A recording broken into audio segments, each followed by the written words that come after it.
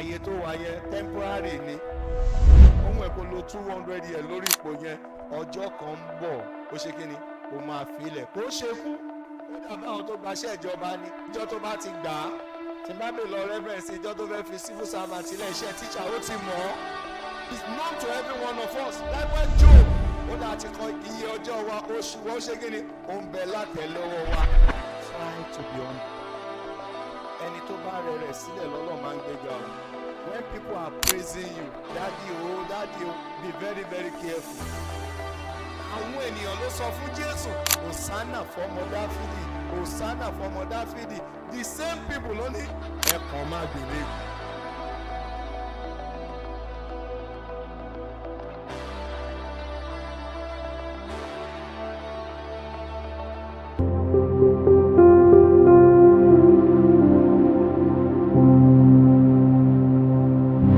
láti jẹ́ ká dúró ìṣẹ́jú kan fún arábìnrin wa ohun òun náà láti wà nínú ìjọ rẹ̀ lónìí ṣùgbọ́n ó ṣe ní láàánú pé ẹni tó ní ẹ̀mí rẹ̀ pè sí ọ̀dọ̀ níjọ́ Friday àwọn là ń pè ní Mrs. Adépéjú Samuel ìyàwó bíṣọ̀bù wa ní UMC Àpá fáwọn ìránṣẹ́ rẹ̀ tó lọ sinmi.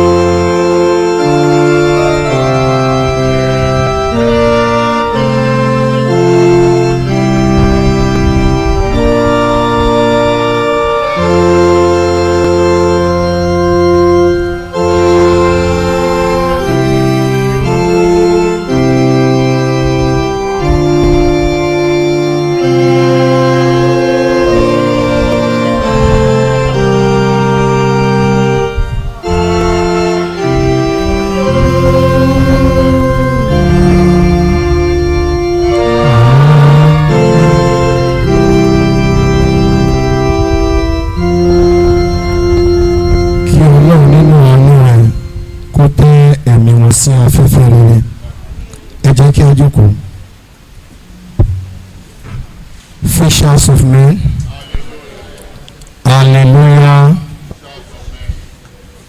Akí gbogbo olórúkọ Ọlọ́run ìpè àkú ọdún àkú ìyèdùn bí Olúwa ti ń bẹ tí ẹ̀mí rẹ̀ sì ń bẹ ẹ̀mí wa ṣe púpọ̀ rẹ̀ láyé. Kí ni ohun tí wọ́n ní ká fi bá a sọ̀rọ̀ Ọlọ́run ní òwúrọ̀ yìí? Ó ní a pè ní humility. Jesus our perfect example. Ìrẹ̀lẹ̀ Jésù àpẹẹrẹ wa. Kí là ń pè ní ìrẹ̀lẹ̀?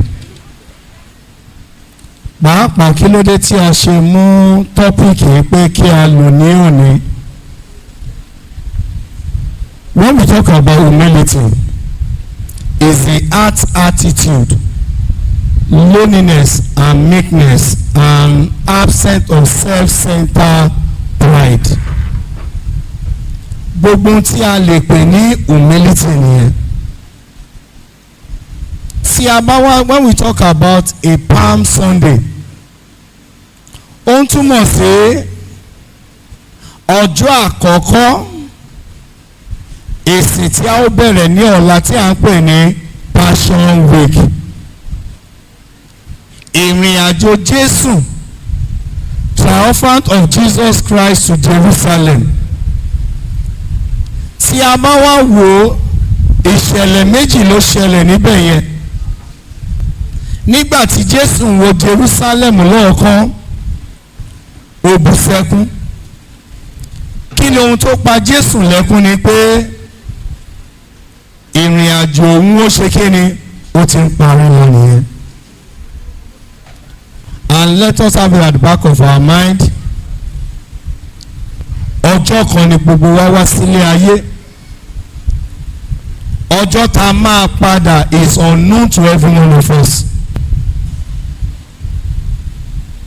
But bóyá o fẹ́ àbó o fẹ́, we will surely leave this sinful world one day. Tí a bá wò, Jésù wo Jerusalem lọ́ọ̀kan, ó ń sunkún. Ayé ò béèrè lọ́wọ́ ẹ̀ pé Jesus, why are you crying? Ṣùgbọ́n òun ti rí pé àkókò òun ṣe kíni, ó ti súnmọ́lé. Tí a bá ń sọ̀rọ̀ nípa Palm Sunday, ìrìn àjò Jésù wọ Jerusalem ni. But tí a bá wá wò, I look at some churches today tí wọ́n ń lo ẹṣin tó fi ń ṣe triumphant of Jesus Christ entry to Jerusalem. We are just misquoting the word of God. Tó o bá rí kẹ́tẹ́kẹ́tẹ́, fi kẹ́tẹ́kẹ́tẹ́ lẹ̀. Two different things ló ń ṣẹlẹ̀. When we talk about that horse, kí náà fi ń ṣe, wọ́n fi ń jagun ni. Kẹ́tẹ́kẹ́tẹ́ tí Jésù gùn, àwa tá a bá gbé nọ́ọ̀tì dáadáa, tí kẹ́tẹ́kẹ́tẹ́ bá wà nísàlẹ̀ tó bá ké, ẹ̀rù máa bá gbogbo wa tá a wà lókè ni. Tí kẹ́tẹ́kẹ́tẹ́ bá dẹ̀ fẹ́ jẹun, wọn ò lè stop oúnjẹ tó fẹ́ jẹ, tó bá dẹ̀ fẹ́ mú mi, ẹ ò lè stop ẹ̀. Ṣùgbọ́n tó bá wá bẹ̀rẹ̀ ìrìn àjò ẹ̀, a lọ sí ìletò dé ìletò, ẹ ò ní ẹ́bà rí kẹ́tẹ́kẹ́tẹ́ kó máa fẹnu ṣa oúnjẹ lọ́nà tó bá ń gbéyàn lọ, kò possible. And that was the sign of what? Humility. Tí a bá wá ń wò, Jesus Christ our perfect example. Ṣé èmi àti yín, do we really have the spirit of humility in us? The position the Lord has placed you, kí làwọn èèyàn sọ nípa ẹ̀? Kí ni ìwọ pàápàá ń ṣe nípa ìrìn àjò ayé ẹ? That the Bible reading, that Isaiah chapter 50, 4-9. Àárí ọ̀rọ̀ Ọlọ́run tí àwọn ọmọ wa kà fún wa. And when you consider Zechariah chapter 9, verse 9, ìrìn àjò Jésù.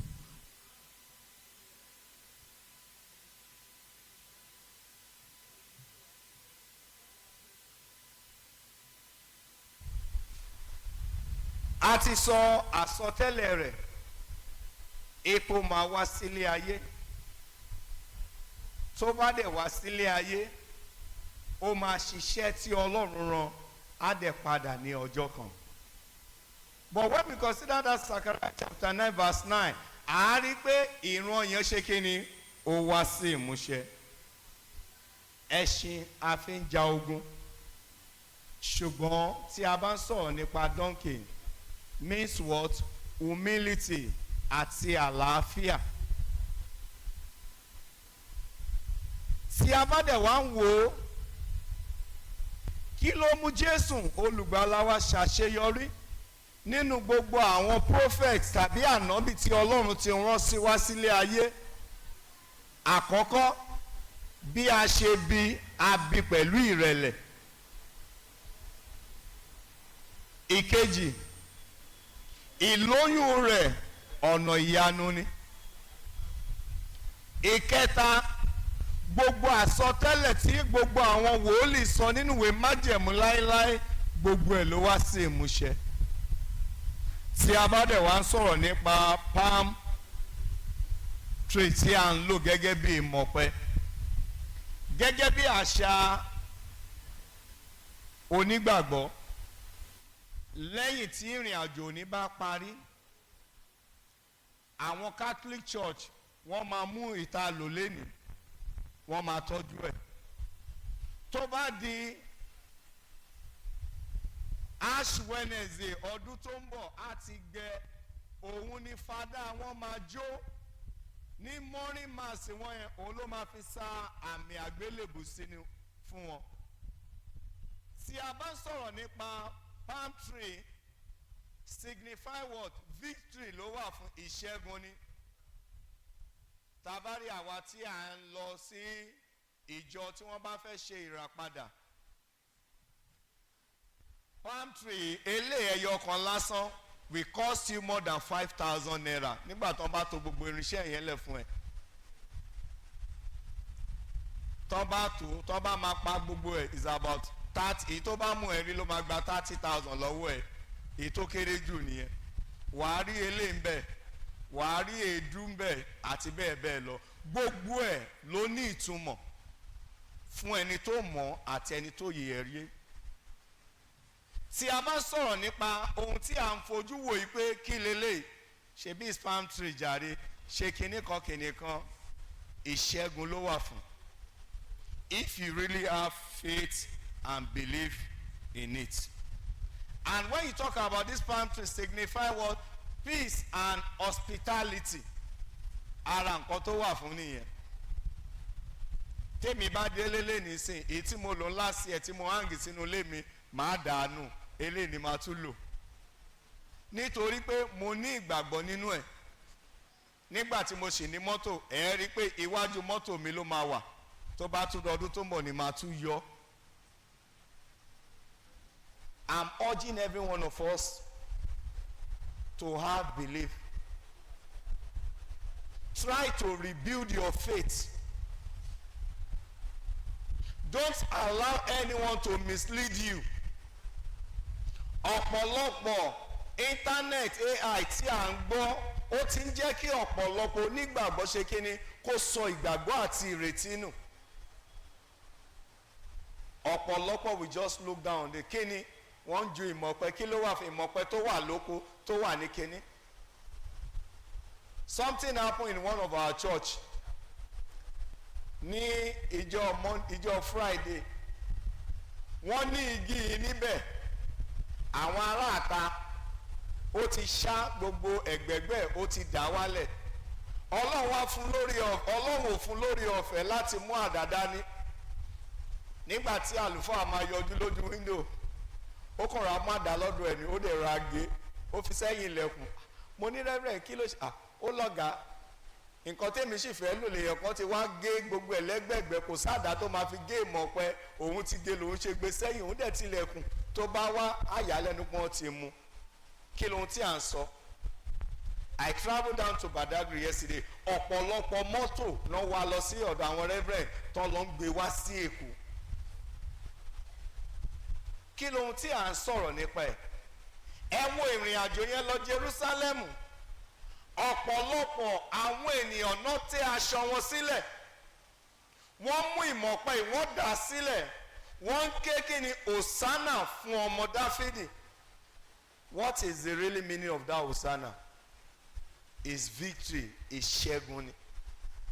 Tí a bá ní Hosanna, Hosanna, ìṣẹ́gun ló túmọ̀ sí. But when you don't understand the word of God tí ò bá yé wa ni. Bíbélì wípé àwọn ènìyàn mi ṣègbé nítorí wọn ò ṣe kíni wọn ò ní ìmọ̀. I'm urging every one of us once again to rebuild our faith. Má wo ọjọ́ òní bí ọjọ́ lásán. Try to humble yourself. Gbogbo ohun tó lè kọ̀ sí ẹ láti ní ìrẹ̀lẹ̀. Ìrẹ̀lẹ̀ máa ń ṣe kíni ó máa ń make a way when you humble yourself. When you consider the word of God, Bíbélì sọ fún ẹ pé Ọlọ́run pàápàá ó kọjú ìjà sí àwọn agbéraga. That position you find yourself is not permanent. Àwọn àtàwọn èèyàn kan sọ̀rọ̀ níjọ́ wọ́n sọ̀rọ̀ àwọn sọ̀rọ̀ kan.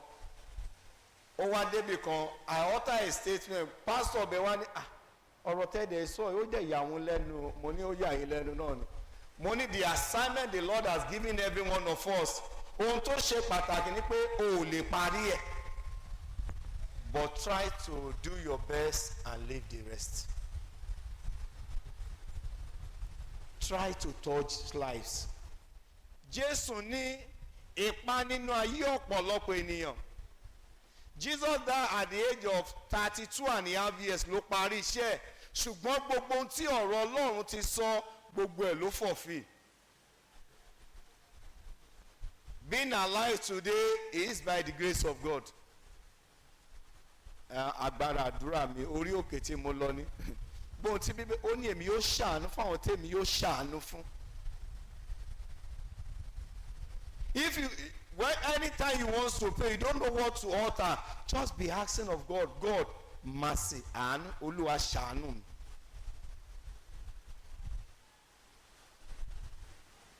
Every prayer lies under the grace of God. Àánú ni the mercy of God ni.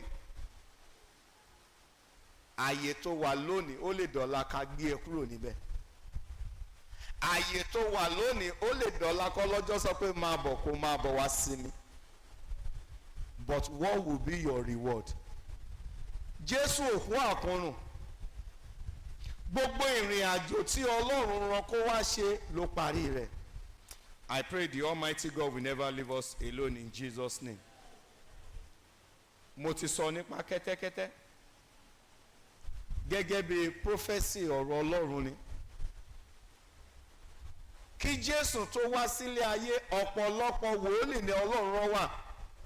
But Jesus uttered a statement, here am I, sent me. Olúwa èmi rè rán mi. Kí ló dé tí a ò ṣe bí Jésù sí hospital? Hospital ti wà ṣùgbọ́n Bíbélì sọ fún ẹ pé ilé èrò ó ti kún kò sí àyè fún mọ́ àwa gbé lọ síbi tí àwọn ẹranko wà. It's a sign of humility. When you consider the word of God ó ní nígbà tí wọ́n bá pè ẹ́ sí àyè àsè pé kó máa bọ̀ ó ní ò ṣe kí ni ó ní jókòó sẹ́yìn. Ó ní nígbà tí àwọn tó bá pè ẹ́ wá wọn á mú ẹ síwájú. Wọ́n ní nítorí pé o lè jókòó síwájú tá a bá sì rí àwọn èèyàn tó sàn jù ẹ lọ wọ́n á ní daddy please we are very sorry stand up wọ́n á dá ẹ padà sẹ́yìn. That is the world we find ourselves. It's biblical. Mi ò fẹ́ lọ púpọ̀ nínú ọ̀rọ̀ Ọlọ́run lónìí. Mi ò fẹ́ lọ. What I'm doing mo ń ṣe nítorí grace ni orí ọ̀fẹ́ ni kò ṣáà láì má ṣe ni. Nítorí pé ẹni tí a pàdánù is my dearest sister tí mi ò lè gbàgbé láti 2007 pẹ̀lú ọkọ ẹ̀. Nǹkan tó ṣe láyé mi ò lè ever gbàgbé. Àwùjọ ṣiṣẹ́ pọ̀ ṣùgbọ́n ọ̀rọ̀ ẹnu wọn. Ṣùgbọ́n kò sí nǹkan tá a lè ṣe. Kí ni ohun tí mò ń jẹ́ kí a mọ̀ ni pé try to rebuild your faith. Don't allow anyone to mislead you. Ọ̀pọ̀lọpọ̀ oríṣiríṣi wàásù èké ló ti kún ayé. No more is not the real word of God again. Ohun tó fẹ́ sweet members. I told somebody tá a bá fẹ́ kí church wa kún òun ṣe nǹkan tá a lè ṣe ní ọ̀rọ̀ gbólóhùn kan ni. Ẹ jẹ́ àpolówó ìjọ wa pé máa ṣírúnlẹ̀ máa wọ ṣòkòtò wa. Àwa náà máa lérò. But when you consider the word of God, every member we are going to give account of our stewardship. Mo bímọ mẹ́rin mi ò tiẹ̀ mọ̀ bí mo fẹ́ ṣàkáǹtì mẹ́rẹ̀ẹ̀rin Ọlọ́run á máa béèrè ẹ̀jẹ̀ gbogbo yín lọ́wọ́ tèmi. Ó ti ẹ̀dá ta pé mẹ́rin Oke-Arin Ọlọ́run á pín sọ́nà mẹ́rin díẹ̀ ló máa kàn mí. Go and read the word of God. Only ibikíbi when you fail to teach them tell them the truth. Ó ní a ó béèrè ẹ̀jẹ̀ wọn lọ́wọ́ ẹ. Ó ní ṣùgbọ́n when you tell them the truth ó ní ẹ̀jẹ̀ wọn a ó béèrè lọ́wọ́ wọn. Not to the minister of God again alone. Lépra ní ìtò máa jábọ̀ ìyá àjọ ní ìtò máa jábọ̀ steward ní gbogbo ètò máa jábọ̀. Every one of us we are going to give account of our stewardship at the end of our race. Look at what is happening in the world again. Look at what happened yesterday in Abuja. Ẹ̀rí ènìyàn. Nígbà tí Jésù ń bọ̀, ẹgbọ́n nǹkan tó sọ, Hosanna, Hosanna fọmọ Dáfídì, dáàdì mọ́mí, àwọn olótú ní ẹ̀kan má gbélégùn èèyàn ni. Put your trust in God. Má gbẹ́kẹ̀lé yàn. oníwakọ̀ ó ní má ṣe gbẹ́kẹ̀lé ènìyàn ó ní nítorí pé kí ni ènìyàn ṣe kí ni wọ́n ṣòro. Jeremiah chapter 17 verse 5 ó ní ègbé ni fẹ́ tó fẹ́ lọ́ra ṣe gbẹ́kẹ̀lé ẹ̀. Psalm 31 verse 1 mo like ẹ̀ gan ó ní in thee O Lord do I put my trust, let me never be ashamed. Put your trust in God. Ṣé nǹkan tó ń lé yẹn ọlọ́mọ ọ̀nà tó fẹ́ gbà ṣe é. Ilé tó nǹkan tó ò tí parí yẹn you want to compromise, don't compromise, believe in God. O fẹ́ pààrọ̀ mọ́tò ẹ o fẹ́ lọ sílé ẹ wá like commit everything to the hands of God. When you consider that Philippians chapter 2 nínú ẹ̀kọ́ kíkà tí ìkejì tí a kà yẹn ó ní a ti fún wa lórúkọ kan tó ṣe kíni tó borí orúkọ gbogbo orúkọ lọ ó ní nínú orúkọ Jésù kí gbogbo eékún kó ṣe kíni kó máa wólẹ̀.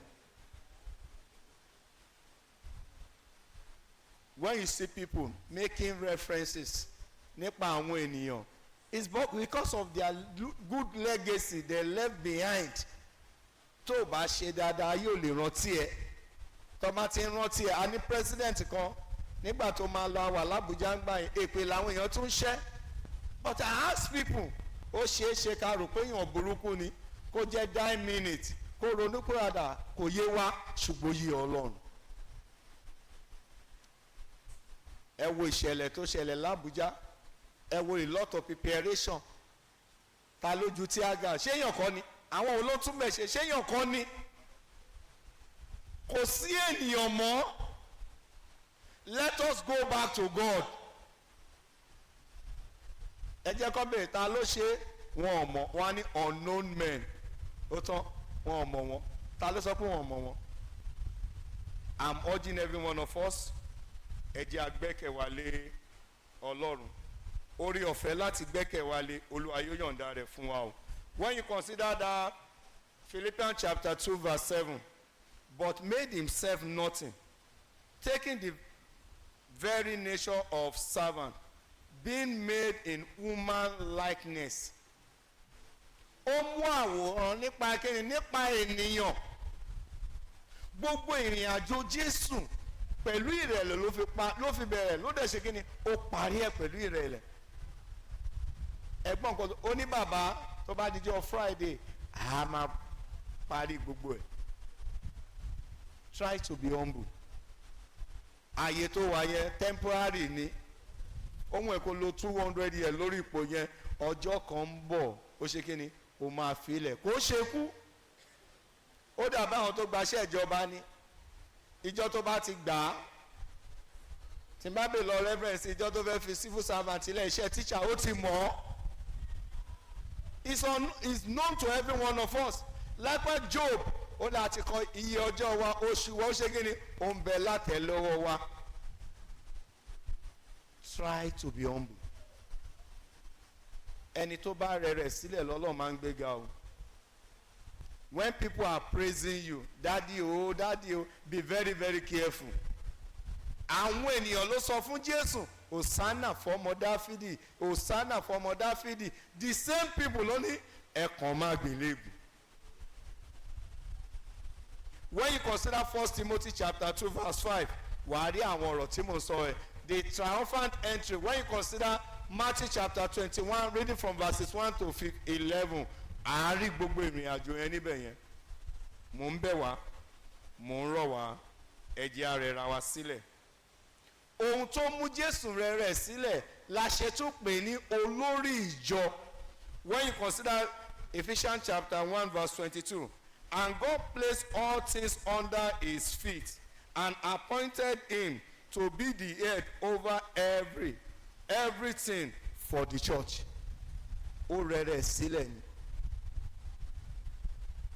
Àwọn nǹkan tó rò pé òun sáré ẹ̀ yẹn tó bá rẹ̀ sílẹ̀ Ọlọ́run máa fi lé ẹ lọ́wọ́. Ìbùkún Ọlọ́run ló mú yàn là láì ṣe kíni láì fi làálàá kún.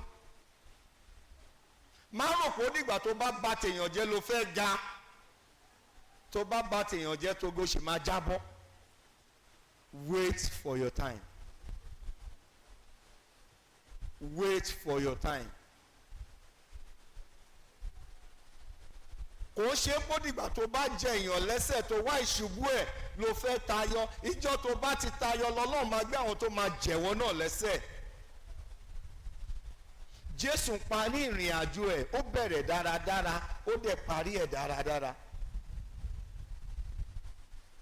In time of sorrow, when you consider Matthew chapter 26 verse 37, ó fi ara ràn fún Sébélì àti Pétérù. Kò sí nǹkan kan tí à ń là kọjá tí Jésù fúnra rẹ̀ ò là kọjá. When you see people that need your help, tó o bá lè ṣe, Ìjẹ̀bú á ní àjò ṣe kí ni ó jowó lọ. Má tún dákún ìṣòro ẹ̀. Have the Spirit of God in you. Don't condemn, don't criticize. Tó bá mu jẹ léni, ọjọ́ kan bọ̀ tó máa bu ẹ́ lọ́wọ́ o. Gbogbo orí kọ́ lèèyàn yàn jẹ o. Àwọn orí kan wà tó bá yàn wọ́n jẹ, ọmọ àjẹ́ńbẹ̀, ọmọ àjẹ́ńbẹ̀. Ẹni tó ń ràn ẹ́ lọ́wọ́ tó tún ṣèpàdé tó tún wá ìṣubú ẹ̀. Ẹja sa gbogbo ipá wa. Can a change of heart? Humility is something from the inner mind.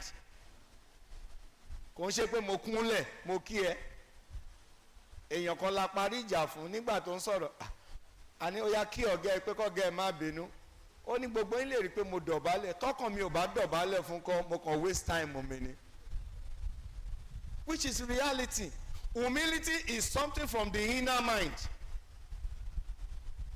Tó bá rẹ̀rẹ̀ sílẹ̀, Ọlọ́run yà ṣe kí ni àgbé ẹ̀ga o. Àwọn tó wà lẹ́nu iṣẹ́ tán ṣàṣeyọrí lónìí, lára àṣeyọrí wọn ni níbo ló ti bẹ̀rẹ̀? Ìrẹ̀lẹ̀ ni. Lára àṣeyọrí wọn tó ń jẹ ọlẹ́ tó ń dẹ̀ máa déjọ ọjọ́ ogbó wọn nípa àánú tó ń ṣe ni. Wọ́n fi ń ra ilé ayé gbé fáwọn ọmọ ẹ̀ ni. Ìrìn àjò Jésù kò kọ̀ndẹ́mù èèyàn. Ó sọ fún Sákéwù bọ́lẹ̀ lónìí ni ìgbàlà wọlé ẹ̀. Ẹ̀mọ̀ tó jẹ́ Sákéwù ni. Olówó ni Sákéwù. Àwọn támàk, àwọn tó ń ṣe àwọn olówó gbájú ẹ̀ gidi ni. Àwọn ọmọ yìí ẹ̀ wò pé Jésù ṣó wá dá pé irú ilé ló jẹ́ kó lè wọ̀. Don't look down on anybody. Má fojú tẹ́ńbẹ́lú èèyàn. Àwọn tó ti sọnù tó ti wọnú ayé yẹn lọ́lọ́ ní ká lọ pè wá. Àwọn tó ti wà nù Jésù jẹ́ káwọn máa mí. Ó ní ẹ wo báwọn alágbára ṣe ń ṣubú tóun ìjà wọn ṣe kíni tó ń ṣègbè. Ẹ wo ìṣẹ̀lẹ̀ tó ṣẹlẹ̀ nínú íńtánẹ́ẹ̀tì lánàá. Bóyá àná lèmi ṣàrí lóru títí 4 ni mo kàn wo kọ́kọ́. Mi ní dárúkọ bàbá yẹn, ó wà lára àwọn òjíṣẹ́ Ọlọ́run tí mo fún lọ́wọ́ in times of teaching. Lẹ́yìn Sam Adéyẹmí òun ni mo tún fún ní respect. Nígbà tó gbé mọ́tò débì kan táwọn entourage wá kún bẹ́ẹ̀, àwọn èèyàn wá tún sọ ẹ wo owó tó yẹ kó fi ṣàánú, ẹ wo mọ́tò tó wò, mo ní yé. Nígbà tó ń fẹsẹ̀ rìn ayé ò rí o. That is woman for you. Gọ́ọ̀mẹ̀ntì wa ò dá, gọ́ọ̀mẹ̀ntì wa ò dá. Àwọn kan wà tán dẹ̀ ń gbádùn nù gọ́ọ̀mẹ̀ntì kò tí kàn wọ́n ní. Tó bá kàn wọ́n náà tí wọ́n náà rẹ́ni tó wà lókè tó ń bomi ayé wa panu mọ́. But let us learn how to communicate with our Creator. Dáfídì wò lọ́tún ó wò lósì. Ó ní èmi yóò gbójú mi sórí òkè wọn ni. Níbo ni ìrànlọ́wọ́ mi yóò ti wá? Ìrànlọ́wọ́ mi yóò ṣe kí ni? Yóò tọ́ Olúwa wá. Má bẹ èèyàn kọ̀ọ̀kan jẹ́, má wá ìṣubú ènìyàn. Mo máa ń sọ fáwọn owó alábòsí kò ń báyàn kalẹ̀. Ó lọ báyàn jẹun fún ẹni 200,000 kó fi ṣòwò, ó máa jẹ gbèsè gbẹ̀yìn ni. Mo ń bẹ̀ wá, mo ń rọ̀ wá, ẹ jẹ́ a rẹra wa sílẹ̀. Nígbà tí ebi ń pààyàn, that is one of the experience tí Jésù ṣe. Luke chapter 4 verse 2, natural growth. Luke chapter 2 verse 40. Gbogbo ìrìn àjò yẹn ni ohun tí Jésù ń là kọjá. Ẹgbọ́n tí ọ̀rọ̀ lọ, ó ní nínú ayé ó rí ìpọ́njú. Ó ní ṣùgbọ́n ẹ tújú ká, òun ṣe kí ni? Òun ti ṣẹ́gun ayé. don't give up.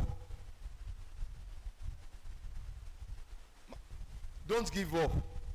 Keep on trying.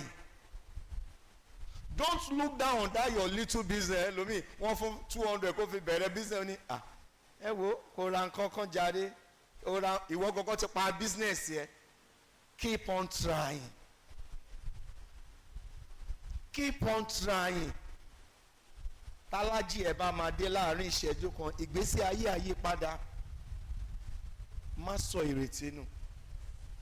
Má wá ìṣubú ọmọlàkejì ẹ. Jẹ́ kí ọkàn ẹ mọ́. Ta ni ògo orí òkè Olúwa lọ? Tàbí ta ni yóò dúró níbi mímọ́ rẹ̀? Ẹni tó ní ọwọ́ mímọ́ àti àyà funfun. Má gbàgbé èèyàn á máa wojú. Ọlọ́run aṣekínni. God is after our inner mind. And the Lord has given every one of us that he is going to reward us. Ibi tó ti fẹ́ ṣe ló mọ̀. Reward ẹlòmíì inú ayé ọmọ lọ́lọ́run pín sí. Táyé ọmọ yẹn dẹ̀ ń ṣeré tí ìyá àti bàbá ẹ̀ dẹ̀ ń gbádùn ẹ̀. But somebody paid the price. Somebody lays his life for that progress. Kí ni ìwọ náà wá ń ṣe nítorí ọjọ́ ọ̀la àwọn ọmọ ẹ̀? Ṣé ìwọ abiyamọ ìwọ ló ayé ló máa jẹ kó tó jọ ọ̀run máa jẹ́ lọ? Kò sẹ́ni tó ń jẹ ayé ló máa jẹ yọgbẹ̀yìn. Have impact in the life of your children. Àwọn lọ́jọ́ ọ̀la ẹ̀. Reverend utter a prayer. Nǹkan tó pa mí lẹ́kún náà àpá nìyẹn. Kéèyàn rán ọmọ kó wà ní law school 500 level. Nǹkan tó ń ṣe medicine. Ẹni tí mo mọ̀ tó lọ law school yẹn wọ́n ní tó bá fẹ́ wọ 1 year yẹn lay president wá ti lé experience wọ́n ní wàá kọ́kọ́ ní deposit wàá kó bí over 3.something million kó máa mí. Mo wá wò pé ìyá tó ń sáré nítorí àwọn ọmọ yìí èló ní sálárì ọkọ ẹ̀mí ò gbé òun ló lọ yìí. Ṣùgbọ́n mo dúpẹ́ lọ́wọ́ Ọlọ́run pé ó ní impact nínú ayé ọ̀pọ̀lọpọ̀ ènìyàn. Bó ṣe jẹ́ ọmọdé yẹn ó ní impact nínú ayé ọ̀pọ̀lọpọ̀. Iṣẹ́ wo ló ṣe? Ọ̀pọ̀lọpọ̀ mínísítà wa òun ló ṣe alága wọn ló ṣe alága dúró alága àjókòó. Àwọn ọmọ skul wa tó bá àfáà tó bá gba transfer tó bá ti dé Ogun State òun ló máa fix gbogbo wọn sí skul. Kí là ń sọ? Kò pé 50 ó ti lọ ṣùgbọ́n iṣẹ́ owó ò lọ. That is the joy of the husband and the children. Kí ni wọn náà ń ṣe? What will people say about you? Mo ń bẹ̀ wá ẹja rẹ̀ ra wa sílẹ̀ orí ọ̀fẹ́ àti ẹ̀mí láti ṣe Olúwa yóò yọ̀ǹda rẹ̀ fún wa o. A dúpẹ́ lọ́wọ́ lay president wa àti ẹ̀yin organization. Ẹ ṣe tí ń gẹ́gẹ́ bí ènìyàn. Lay president a dúpẹ́ lọ́wọ́ yín sà. To organization to your own personal impact and your family. Sir ẹ ò ṣe lásán o but I pray God will reward you. Nígbà tí ìjì fẹ́ gbọ́ ọ̀pá tí ó sì I heard it and you stood up. Èmi àti family máa ṣe báyìí. Ẹ dẹ̀ ṣe Olúwa ràn yín lọ́wọ́ o. Ẹ ṣàṣedànù sáwọn ẹ ṣàṣedànù ṣùgbọ́n iṣẹ́ yẹn ó ṣe kí ni ó ń fọhùn. Kò síbi tójú tèmi òde tó bá ṣe máa sọ tó bá ṣe máa sọ. Ẹ má rò pé owó yẹn lọ bẹ́ẹ̀ kó lọ́wọ́. Lórúkọ Jésù Olúwa dá ọ̀pọ̀lọpọ̀ padà fún yín. Gbogbo nǹkan tí a bá ń ṣe mo bẹ̀ wá ẹ jẹ́ á máa ṣe nítorí Ọlọ́run. Anything that you are doing because of God o ò ní wo mistake èèyàn. Mo máa ń sọ fún èèyàn tó bá rò wàásù tèmi ò tiẹ̀ lè fún mi lówó. Ó tiẹ̀ lè fún mi tọ́ bá náà máa fún òní jẹ́ kó fún mi pàápàá. Ṣùgbọ́n èmi ń ṣiṣẹ́ nítorí orúkọ mi kó má bàa ṣe kíni kó má bàa bàjẹ́. Mo ní àgbélébù tèmi náà tí mò ń bẹ Ọlọ́run fún. Mo sọ fún Rev'D jọ wọ́n ẹ pé Rev'D ló perfect èmi sì ń work towards perfection òun náà ló wọ perfect. Leviticus chapter 19 only let us be perfect our heavenly Father is perfect. But I believe every one of us we are trying working towards that perfection. Èèyàn ni wá àwọn ṣe áńgẹ́lì. And when you talk about the angel, the word of God says only the righteous are going to judge the angel. Only àwọn àyànfẹ́, àwọn èèyàn la máa ṣèdájọ́ àwọn áńgẹ́lì. Àwọn àyànfẹ́, go and study of the word of God. Ó lé ẹ̀yin èèyàn tẹ́ jókòó yìí, ẹ lè máa ṣèdájọ́ àwọn áńgẹ́lì yẹn nígbà tí àkókò bá tó. Àwọn ò là ń sọ, àwọn olódodo ni. Whatever the Lord has laid into your heart, mo bẹ̀ yín lórúkọ Jésù, ẹ máa ṣe. Má máa sọ pé tó bá di ọ̀la, ta ló ní ọ̀la? Ọlọ́run ni o. Ọlọ́run ni. That your today can change life. But that tomorrow belongs to what? Belongs to God. Oore tó bá ń ṣe, okay sí, kí ni kábíyèsí fún mi nǹkan, kí ni mo ní màá san fún kábíyèsí, kí mo fẹ́ san fún wọn? No, it's level. Tí bá náà ọmọ ènìyàn kan sí mo fún nǹkan, ó sì lè san fún mi, màá gbà. Bó ṣe rí nìyẹn. Mo ń bẹ̀ wá, àwọn àgùntàn tó bá ti nù, tó mọ̀ àti tí ò mọ̀, pè wọ́n padà. Ìwà wọn, ìṣe wọn àti tiẹ̀ ó lè jèrè ọkàn fún Ọlọ́run. Winning of soul kò ń ṣiṣẹ́ mínísítà kankan nìkan o. Ó ní ẹ lọ sínú ayé, kẹ́ lọ ṣe kí ni? Kẹ́ lọ pa àwọn àgùntàn wa. Ẹ wo gbogbo àwọn ọmọ wa yẹn, wọ́n yẹn ká Yorùbá lónìí. Children, may the Almighty God bless you. I'm really proud of you. I'm really proud of you people. Láìpẹ́ bóyá tiẹ̀ máa ní àwọn junior lay preacher náà, a máa tẹ̀ máa mú yín. Gẹ́gẹ́ bí the vision of Redeemed Church, ó ní catch them young. Àwọn kékeré yẹn làwọn máa mú. Olówó tó bá wọ Redeem lẹ́ni kò lè lọ mọ́. Tó bá fún title ìjọ́ kejì wàá gba title ni. Ẹ̀yin olùkọ́ Akíntọ́míwá Ògúnlànà àti Akọ́sílẹ̀, Ọlọ́run á dì yín mú. Àwọn ọmọ ìkọ́lẹ̀ ń ṣe fún local lepre bọ̀dá aláǹrẹ̀, gbogbo wọn máa ń make reference of àwọn màmá tó máa ń nà wọ́n nígbà yẹn. Mo gbà á ládùúrà nígbà tí ògo àwọn ọmọ ẹ bá dìde, a ò ní wá yín tì. Ẹ má ro ìwà wọn, keep on teaching them. Kò easy o. Ẹ mọ̀ pé ti ilé wà, ti church wà, gbogbo wọn ò balance o. Ẹ máa kọ́ wọn lórúkọ Jésù, ẹ dẹ̀ máa jèrè àwọn ọmọ yín náà. Gbogbo ìjọ akíwa pé a kú ọdún, a kú ìyèdún. Ẹ má jẹ́ àgbàgbé pé àkókò yìí láti ọ̀la lọ, òun là ń pè ní Passion Week. Àwọn ìjọ kan wà 35 30 gbà wọ́n ń gbà o, don't blame them. Ṣùgbọ́n láti Monday dé Friday, àwọn yẹn máa ń jèrè àdúrà ní 5 yẹn náà máa ń gbà. Ìgbà yẹn lẹ máa rẹ́ lómi máa yọ chíà kúrò ní church. Wọn ò ní lo chíà mọ́, wọ́n máa jókòó sílẹ̀. Mi ò ní dárúkọ ìjọ. Àwọn tó ń lọ bẹ́ẹ̀ tí mi rí, mi ò ní dárúkọ ìjọ náà. Wọ́n ní 5 yẹn làwọn ń gbà. Bákan náà àwọn kan ò gbà àwẹ̀, wọ́n dẹ̀ ṣera wọn fún àwọn nǹkan kan. Mo gbà á ládùúrà, ọwọ́ Ọlọ́run àti ọwọ́ rẹ̀ kò ní fi ayé wa sílẹ̀. Ẹ já máa fàdúrà ran àwọn àlùfáà lọ́wọ́. Ẹ já máa fàdúrà ran àwọn organisation wa lọ́wọ́. Ká dẹ̀ máa gbàdúrà fún àwọn ẹbí wa. Mo gbà á ládùúrà níwòyí ọdún tó ń bọ̀, a ò ní wá ara wa tí o. Ẹ jẹ́ àtẹríba fún àdúrà. Bàbá wa àti Ọlọ́run wa, a ò lè dá ṣe gẹ́gẹ́ bí ènìyàn. Ó ní bàbá wa ràn mí lọ́wọ́, ó ní láti ràn mí lọ́wọ́ dandan, níwọ̀n ìgbà tí kò sẹ́lòmíràn, ẹ ní láti ràn wá lọ́wọ́ dandan. Ọlọ́run olórí ọ̀fẹ́, gbogbo ẹ̀mí ìgbéraga nínú ọkàn wa, Olúwa tẹrí wọn ba. Ẹ̀mí ìrẹ̀lẹ̀ tí a ó fi fẹ́ ọmọlàkejì wa gẹ́gẹ́ bí ara wa, jẹ́ ó bà lé wa. Iná ìfẹ́ ìjọ yìí ò ní kú. Iná ìfẹ́ organization wa ò ní kú. Iná ìfẹ́ ìdílé kankan kò ní kú o. Níwòye àmọ́dún, mo gbà á ládùúrà gẹ́gẹ́ bí Násírì Elédùmarè, a ò ní fojú sunkún ara wa o. Ǹjẹ́ nísìnyí fún Ọlọ́run Bàbá, Ọlọ́run Ọmọ, ẹni tí ọlá àti ògo yẹ fún láé àti láéláé.